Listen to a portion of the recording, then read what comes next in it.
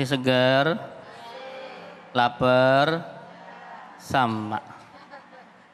Alhamdulillah, kita lanjutkan tafsir surah Luqman, sekarang masuk ke ayat 16 dan 17. A'udzubillahi minasyaitonirrajim. Bismillahirrahmanirrahim. Ya bunayya innaha in takum misqala habbatin min khardalin fatakun fi sakhratin aw fis samawati aw fil ardi ya'ti bihallah innallaha latifun khabir. Kata Allah Subhanahu wa taala, Bu, ya bunayya, Luqman bilang begini, wahai anakku, innaha in takum misqala habbatin min khardalin, jika ada satu perbuatan walaupun kecil sekali sebesar biji sawi. Udah pernah lihat biji sawi, Bu? Kecil. Ya, kalau zaman sekarang mungkin atom, ya, sangat kecil, ya. Innaha in takum misqala habbatin min khardalin fatakun fi sakhratin aw fis samawati aw fil ardi ya'ti bihallah. Yang kecil itu, Bu, andai di dalam batu atau di atas langit atau di dalam bumi, Bu. Sudah kecil di batu, di langit, di bumi. Makin tidak tampak, tapi Allah pasti akan tampakkan balasannya. Ya, ini tauhid, Bu. Sampaikan ke anak-anak kita seperti yang Luqman sampaikan, nak, perbuatan kamu sekecil apapun pasti ada balasannya. Perbuatan baik Allah berikan pahala, perbuatan buruk Allah ganjar dengan dosa. Jadi jangan menyepelekan hal-hal yang kecil. Ah, kecil ini Ustadz, nggak apa-apa, Allah pasti maaf. Lah, kecil-kecil kalau ditumpuk jadi banyak.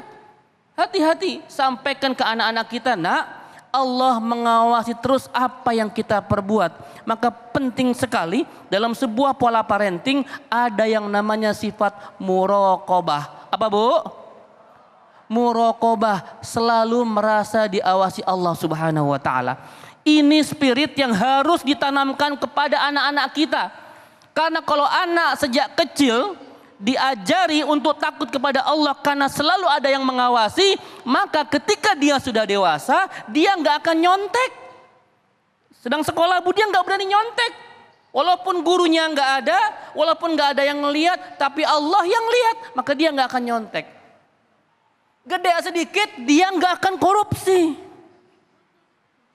Ada peluang, nggak ada yang tahu, aman semuanya. Tapi ya Allah, kan tidak mungkin saya melakukan apapun di muka bumi ini yang Allah tidak tahu.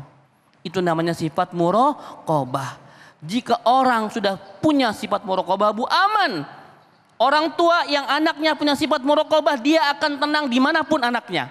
Karyawan, bos yang punya karyawan punya sifat muraqabah, dia nggak perlu CCTV, dia nggak perlu supervisor, nggak perlu, karena karyawannya takut sama Allah, punya sifat muraqabah. Ya, ayat ke-16 tentang muraqabah. Ayat ke-17-nya, ya bunayya aqimis shalah wa'mur bil ma'ruf wanha 'anil munkar wasbir 'ala ma asabak inna dzalika min azmil umur. Ini ada 4, Bu, ya. Yang pertama, ya bunayya, tetap dengan kata-kata wahai anakku, cakep, ganteng, soleh, gitu ya, Bu, ya. Biasa membagil anak dengan sebutan yang baik-baik. Wahai calon presiden 2029, boleh. Wahai calon hostnya Cahaya Hati Indonesia, boleh nggak? Boleh.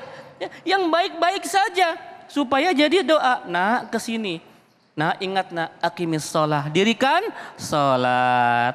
Nomor 1, Bu, dirikan sholat di ayat ini. Nomor 1-nya sholat. Nah, dimanapun kamu sholat, sedang kondisi apapun imanmu, lagi imannya tinggi atau sedang futur, sedang malas-malasan, minimal kamu jangan tinggalkan sholat. Karena ini benteng terakhirmu dan amal pertama yang Allah hisab, Bu. Awalu ma yuhasabu bil abdi yaumal qiyamah as-shalah, kata Nabi. Amal ibadah yang pertama dihisab nanti di akhirat adalah sholat. Sholat, Bu. Sampaikan, nak, dimanapun kamu, kalau masih sayang sama bapak sama ibu, jangan tinggalkan sholat. Yang kedua, wa'mur bil ma'ruf. Yang ketiga, wanha 'anil munkar. Satu paket. Habis sholat, ternyata kita nggak boleh diam, Ustadz. Ada lagi amal yang harus kita kerjakan. Apa itu namanya? Amar ma'ruf nahi mungkar. ngajak orang berbuat baik dan melarang orang berbuat maksiat. Hari ini mungkin banyak orang ngajak orang berbuat baik. Ayo sholat, ayo puasa, ayo sedekah, ayo haji, ayo umroh. Banyak orang mengajak untuk berbuat baik, tapi agak kurang orang yang menolak kemaksiatan.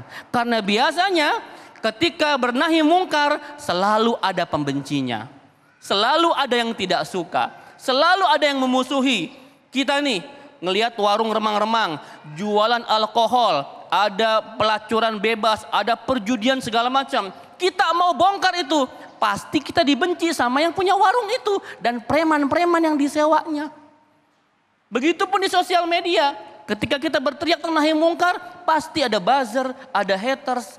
Ini namanya nahi mungkar, tapi besar pahalanya dan tidak banyak orang yang berani melakukannya. Maka kata Allah Subhanahu wa taala, setelah sholat amar ma'ruf nahi mungkar. Yang nomor 4-nya terakhirnya, wasbir ala ma asabak. Bersabarlah terhadap apa yang menimpa kita.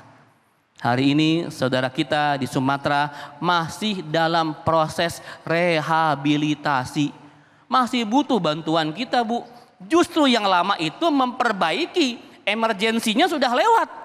Yang rehabnya ini agak lama ya. Jadi kalau ada rezeki tetap. Yang pertama jangan lupa doakan saudara kita. Yang kedua berikan donasi.